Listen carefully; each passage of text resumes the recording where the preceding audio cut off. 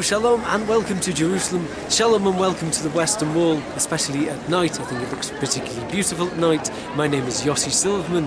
I'm from scoutisrael.com. We're going to be discussing today the restrictions to the entry to the Temple Mount, or the noble enclosure, Haram al-Sharif, the structure behind me. Why are those restrictions there? Who is restricted from going up? And also most specifically, because I'm one of the Jews who impose a ban on ourselves from going up, why can't I go up? Why do I not allow myself to go up? That's my expertise in this, but we're also going to be discussing the general idea of restrictions of entry to the Temple Mount. And remember, like, share and subscribe. Please hit subscribe right now. A quick disclaimer. Please do not take halachic advice from random guys on YouTube. You should find your own rabbi, not rely on wonderful people like me. Instead, find your own rabbi of whatever branch of Judaism you're from, or your own spiritual advisor or good friend who knows stuff. Not just rely on a funny man on YouTube. So firstly, the structure on my left, which is your right, this kind of structure here, is the Mughrabi Gate. That is one of 11 entrances to the Temple Mount, and the only entrance which non-Muslims can walk up. Every other entrance, the other 10 entrances, are only for Muslims all the times of the day. So one should really understand, what is the Temple Mount? Why is the Temple Mount so important? It's holy to 3 of the world's major religions. I have videos about this, why it's important. It's important to Jews because there used to be a mountain behind me known as the Temple Mount, where the Temple of Solomon stood. That was destroyed in 586. Then the Jews returned and built a second temple. And then at some point, a large platform was built around the time of a king called Herod. A large platform covered over the mountain, widened out the area on top to build a much larger temple. In fact, the Western Wall is the western wall of that box, so to speak. On top was the Temple of Herod, and that's why it's a holy site for Jews. This is the entire focus of the ancient Jewish peoples. This one area behind me, on top though of the box, the Temple Mount. For Christians, this box also appears in the Gospel, also appears in the Christian scripture.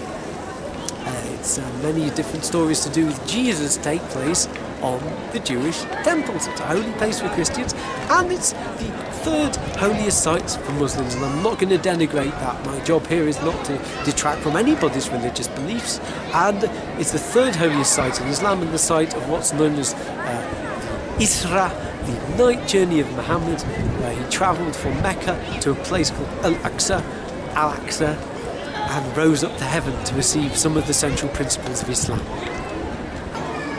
You have to ask, who controls the Temple Mount? Well, the Temple Mount itself, from the conquest of the old city in 1967, is under the sovereignty to a certain extent of Israel, but the control is given to an organisation known as the Waqf, which is owned by, at least at the moment, really funded and supported and controlled by the Jordanian government. So on top, who goes in there and what people do up there, that is not Israel. That is the Jordanian government that decides what happens there, and the Waqf, the trusteeship for the Temple Mount, not Israel. In fact, in 1967, when Israel conquered the area, the story goes that the Waqf, the trusteeship, the person in charge, had the keys to the Temple Mount and gave them to General Moshe Dayan, who was the operational general for the conquest of Jerusalem, and Moshe Dayan gave the keys right back. Israel didn't want to control the Muslim goings on what's called in Islam Al-Haram al-Sharif, the Temple Mount. So, next thing is, Israel does patrol around it, and Israel does have control over security issues to do with the Temple Mount. So we've answered the question of who has control over the Temple Mount. Now the question is, what rules control Jewish or general entrance to the Temple Mount? Obviously this question was so complex that I spent all night redoing this part of the video, and so it's now daylight. If you believe that, I'm sure you'll believe anything. So what are the rules about who enters the Temple Mount? Well, firstly, the first set of rules was something called the status quo. No, not that status quo, different status quo. These were rules created in the Ottoman period, which determine which religious group controls which area. For example, in the original status quo, the various different Christian churches control the access to the Church of the Holy Sepulchre. So this set of rules was also ratified by a council in 1930 under the British, who started in 1917, an international commission for deciding all these issues, and this was specifically after the 1929 Western Wall riots. So the first thing they determine is that is freedom of access to all the different religious areas, and most specifically that who controls that the Jews are allowed religious freedom in the Western Wall, but it's heavily limited, and they don't have any ownership over this. And just to make it clear, the status quo is not a moral document. It's not to do with religious freedom. That's later laws, especially the Declaration of Independence in 1948 for Israel, which determined freedom of religion, freedom to practice religion. And then in 1967, when Israel conquered this whole area, the idea was that the Waqf would gain control, as we said, of the Temple Mount area, and Jews were allowed entry. It was a law made in 1967 called the Protection of Holy Places Law. The Protection of Holy Places Law guaranteed free access to all the holy places, and also protected those holy places from being destroyed. It was the big thing about the Protection of Holy Places Law. But freedom of access and freedom to pray are two different things, especially under the Declaration of Independence of the State of Israel, and also in the earlier 1930 Commission, this idea of freedom of religion. If there are two competing groups, who has the decision over what happens? For example, the Jews want to pray on the Temple Mount, and the Muslim Waqf really doesn't want to pray on the Temple Mount.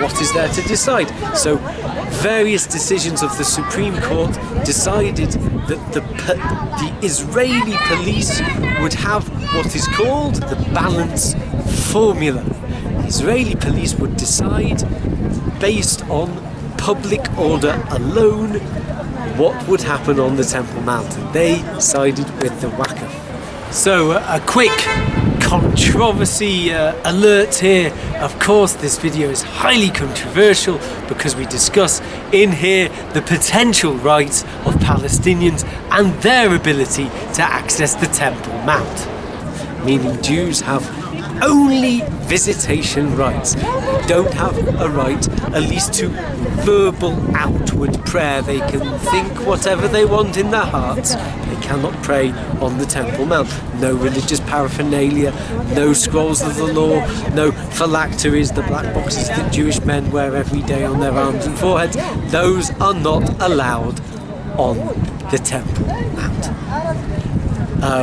At least according to this way of thinking.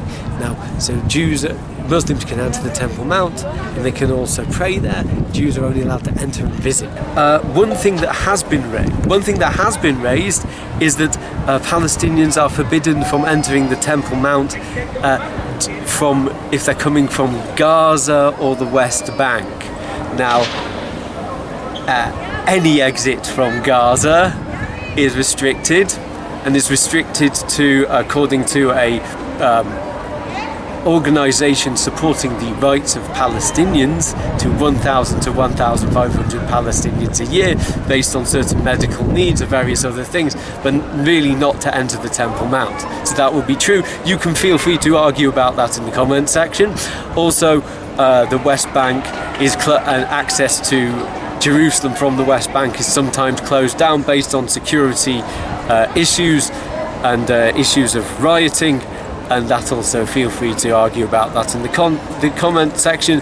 And the last thing you can feel free to argue about is the whole Temple Mount will be closed down if the police fear of any kind of rioting. So fear of rioting will enable them used on their special formula. But day-to-day, on a day-to-day basis, Muslims visiting and living in Jerusalem, and I've experienced of this, can access the Temple Mount from any of the 11 entrances anytime they want to pray. Jews are only allowed up the Maghribi ramp twice a day, and Jews or Christians not to pray.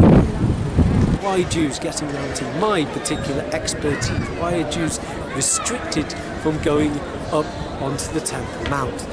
Well, it's to explain it first like this. It's sometimes explained as Jews are forbidden by the chief rabbi of Israel from going up onto the Temple Mount.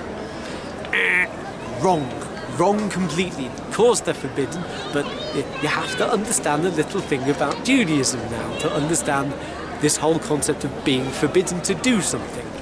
Judaism is not like Catholicism, or not like some people think Catholicism is, meaning the Pope says something and everybody does it. That's called a papal bull. We don't have that. The chief rabbi can say Jews can't go up onto the Temple Mount, and even Orthodox Jews won't necessarily listen to him. If you think of Judaism as a kind of 2,000-year-old running argument about every aspect of Judaism, you're on to the right thing. That's how it works. So some Jews say you can go up, and some Jews say you can't go up. So what would be the reason for saying you can't go up onto the Temple Mount? Well, in Jewish law, Jewish religious law, Jerusalem is divided into different sections. One section is called the Machane Yisrael, the camp of Israel, and one is the Machane of the Machane Kodesh, the holy area. And the Temple Mount, at least the original Temple Mount, is the holy area, and only people in a state of ritual purity could enter the holy area, and sometimes people are ritually impure at certain special times, like if they were bringing an offering to stop themselves becoming impure anymore. You can only attain that level of ritual purity if you had a red cow called the red heifer, which doesn't exist anymore. It will exist if we had another temple, according to Jewish law. Also, there's an area inside the temple which were only priests were allowed in, and also areas which only the high priest. Now here's where it gets complicated. I talked about the big box that Herod built. Now the big box that Herod built was 40,000 square meters wide. That's what we have behind here at the Temple Mount, 40,000 square meters.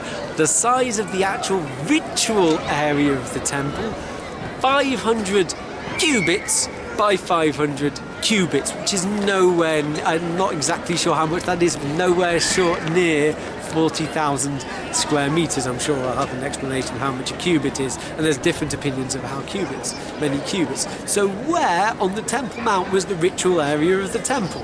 Answer, go back to my first discussion about Judaism being a 2,000-year-old running argument. It's an argument. Okay, can you give a quick rundown of the different rabbinic opinions over where the temple stood? So we have firstly the Rash. Two rabbis tend to be known by their acronym. Two rabbis who are known as the Rash and the Rosh, or Rabbi Shimshon, the son of Avraham, and Rabbi Asher, the son of Yechiel, who said the temple is most likely in the south. Rabbeinu Rabbi Bechaya, who said on the shoulder of Mount Moriah where that might be. And then there was a halachic decisor and famous traveller known as Ish Torchi Hafachi, who suggested that part of the temple facing the Holy of Holies, known as Sha'ar Shushan, the Gate of Shushan, was actually facing around the southern third of the Temple Mount. And according to Rabbi Goren, former chief rabbi of Israel, said that the Golden Dome, the Dome of Omar, that's really the site of the temple. And these are the different areas on the mountain where the temple might have been.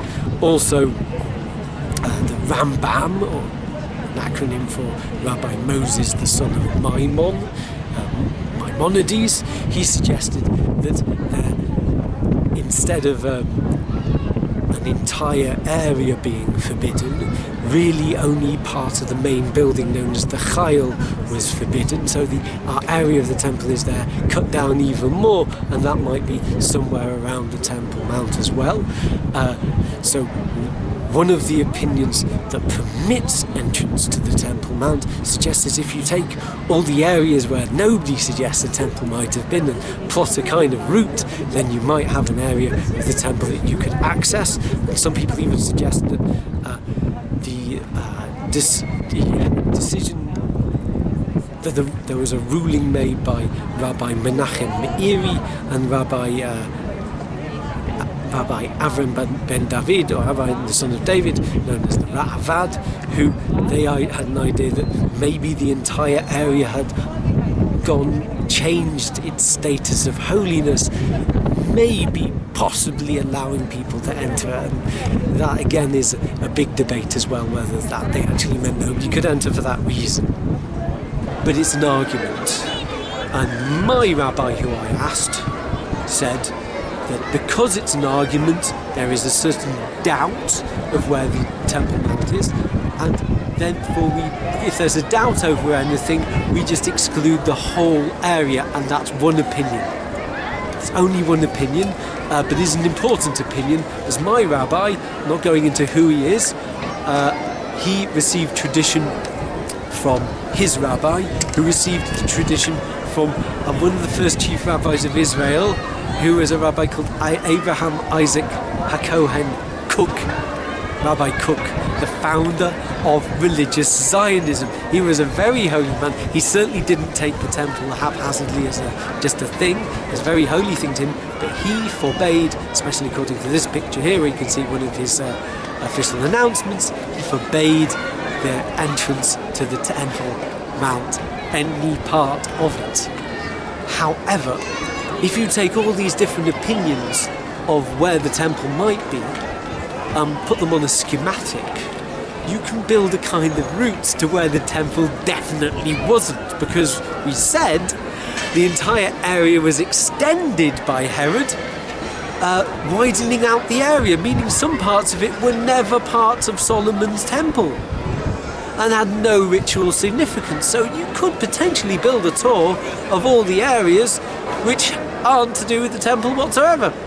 And some rabbis do that, most notably, most recently, the eminent Rabbi Eliezer Melamed suggests such a thing. So anybody who does want to go up on the Temple Mount, if they're Jewish and they're following the dictates of their rabbi, by all means, you're following. I mainly do what I do with regards to the Temple Mount because of my connection with my rabbi, and therefore my connection with the chain of generations going back to Rabbi Cook, and even further. You can even trace the kind of lineage from student to teacher all the way back to the Gaon of Vilna in the 18th century, and I find that a very important thing. And also non-Jews. Here's the thing about Judaism. Jews don't make laws for non-Jews. We're not a missionary religion. We care very much about your physical health. Your spiritual health, that is your own concern. How you get to heaven, we firmly believe non-Jews get to heaven, is how you choose it to be. We shouldn't have anything to do with it. You want to go on the Temple Mount? You know, that's your own choice. Jews shouldn't have anything to do with what you decide there. And all these restrictions, isn't that very sad? Isn't all this fighting over the temple very sad? I'll have videos that you see on YouTube just ending in a big, isn't this terrible and sad, and how will it ever end? I can tell you how it will end. Yes, I can.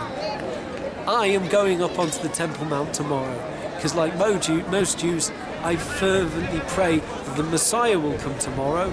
And how will the Messiah come? How will the third temple happen? Only one way.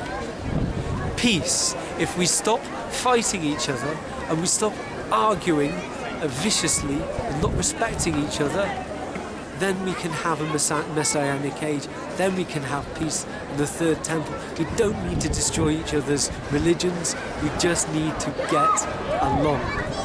That is how I am going up to pray on the Temple Mount, and it will come soon because I'm sending this message of peace out to the world. If you want to help me send this message of peace out to the world, remember to hit like, to hit share, and to hit subscribe. And also, because this video is not free, because my time isn't free, and I need certain items of equipment to make this even better, please feel free to donate on ko-fi.com or patreon.com, both of them /ScoutIsrael. And if you want to do something for free, hit subscribe. I need to make it to enough subscribers to monetize and to move forward.